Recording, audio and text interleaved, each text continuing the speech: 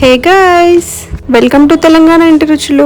Non veg అన్నిటిని replace చేయాలంటే పన్నీర్ ఒకటే ఆప్షన్. నాన్ వెజ్ లవర్స్ కైనా వెజ్ లవర్స్ కైనా ఇష్టమైంది అయితే పన్నీర్ అని చెప్పొచ్చు. ఈ మసాలా పన్నీర్ కర్రీ చపాతీలోకైనా పూరీలోకైనా రైస్లోకి అయినా చాలా బాగుంటుంది. ఎస్పెషల్లీ పూరీ చపాతీకి అయితే ఇంకా బాగుంటుంది. రెస్టారెంట్ స్టైల్లో మసాలా వేసి ఎలా రెడీ చేసుకోవాలో ఈరోజు చూద్దాం. ఫస్ట్ అయితే పన్నీర్ని తీసుకొని ఇలా క్యూబ్స్ లాగా కట్ చేసుకోవాలి. మీ ఇష్టం, చిన్నగా కావాలంటే చిన్నగా, పెద్ద సైజు కావాలంటే పెద్దగా కట్ చేసుకోండి.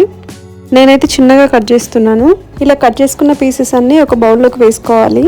ఈ పన్నీర్ పీసెస్కి కొంచెం కారం, కొంచెం ఉప్పు, కొంచెం ధనియాల పసుపు వేసుకొని బాగా మిక్స్ చేసుకోవాలి. పన్నీర్కి ఇలా మసాలాలు ముందే కలుపుకొని పెట్టుకొని ఫ్రై చేసేసుకుంటే తినేటప్పుడు కూడా చాలా టేస్టీగా ఉంటుంది పన్నీర్ పీసెస్. మసాలాలన్నీ బాగా మిక్స్ అయ్యాక ప్యాన్ తీసుకొని దాంట్లో ఆయిల్ వేసేసుకొని ఈ పన్నీర్ పీసెస్ అన్ని ఆయిల్లో వేయాలి.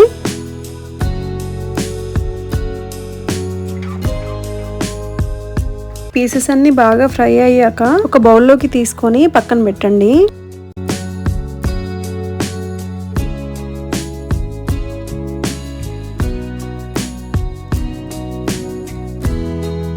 ఇప్పుడు మసాలా కోసం రెడీ చేసుకుందాము. అదే ప్యాన్లో కొన్ని కట్ చేసుకున్న ఆనియన్స్, కొంచెం మసాలా దినుసులు వేసుకున్నాను నేను. ఇంకా టమాటాలు కూడా వేసుకోవాలి. ఈ ఆనియన్స్, టమాటాలు అన్ని బ్రౌన్ కలర్ వచ్చే వరకు వేగనియాలి. ఇవి వేగాక కాజు పీసెస్ వేసుకున్నాను నేను. అవి కూడా కొంచెం సేపు వేగనివ్వాలి. ఇక స్టవ్ ఆఫ్ చేసుకొని పక్కన పెట్టుకుందాము, చల్లారిపోతుంది. ఈ మసాలా అంతా చల్లారాక మిక్సీ గిన్నెలోకి తీసుకుందాము.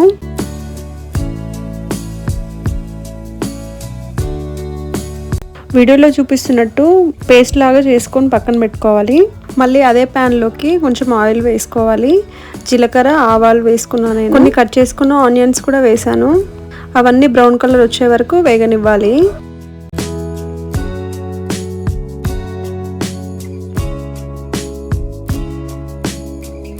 ఆనియన్స్ మొత్తం బ్రౌన్ కలర్ వచ్చాక చిటికెడు పసుపు వేసుకొని మనం పేస్ట్ చేసుకున్న ఆనియన్ టమాటా ప్యూరీని కడాయిలోకి వేసుకోవాలి. ఈ పేస్ట్ లో ఉన్న వాటర్ అంతా దగ్గర అయ్యేంత వరకు స్టవ్ సిమ్ లో పెట్టుకొని ఒక 5 minutes వరకు అలాగే వేపుకోవాలి. కింద అడుగు అంటకుండా కొంచెం కలుపుతూ ఉండాలి.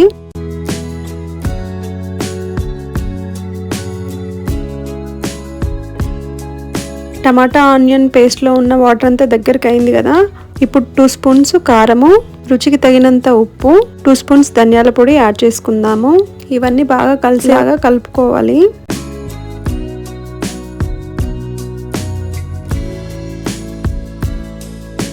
దీంట్లోకి నేను ఒక 2 స్పూన్స్ పెరుగు తీసుకున్నాను. పెరుగు ఆప్షనల్ అండి, మీకు కావాలంటే వేసుకోవచ్చు, లేదంటే అవాయిడ్ చేయొచ్చు. పెరుగు వల్ల టేస్ట్ అయితే కొంచెం ఎక్కువగా వస్తుంది. ఇప్పుడు మనం ముందుగానే ఫ్రై చేసుకున్న పన్నీర్ పీసెస్ అన్ని ఆ గ్రేవీలోకి యాడ్ చేసుకోవాలి. పన్నీర్ పీసెస్ కంతా మసాలా పట్టే వరకు బాగా కలుపుకొని ఒక 10 minutes అట్లాగానే వదిలేసేయాలి సిమ్లో. అప్పుడే కానీ ఇలా ఆయిల్ పైకి వచ్చేస్తుంది.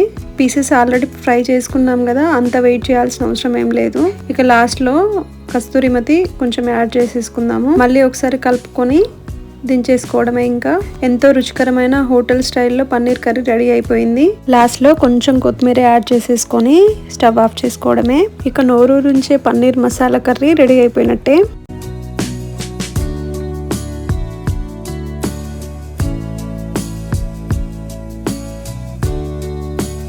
నేనైతే ఫస్ట్ రైస్లోకి వేసుకొని తిన్నాను. చాలా చాలా బాగుంది, టేస్టీగా. రెస్టారెంట్ కన్నా చాలా టేస్టీగా వచ్చింది. నాన్ వెజ్ని రీప్లేస్ చేయడానికి అంటే పన్నీర్ కర్రీ అని చెప్తాను నేనైతే. మనకి మంచి ప్రోటీన్స్ అందాలంటే పన్నీర్ కర్రీ చాలా బెటర్. నాకైతే ఈ మధ్యన పన్నీర్ కర్రీ చాలా నచ్చుతుంది. మా ఇంట్లో వాళ్ళైతే చపాతీతో తిన్నారు కర్రీ. వాళ్ళు కూడా అదే చెప్తున్నారు, చాలా టేస్టీగా ఉందమ్మా అని చెప్పి. మీరు కూడా ఒకసారి ఇంట్లో ట్రై చేసి ఎలా ఉందో చెప్పండి.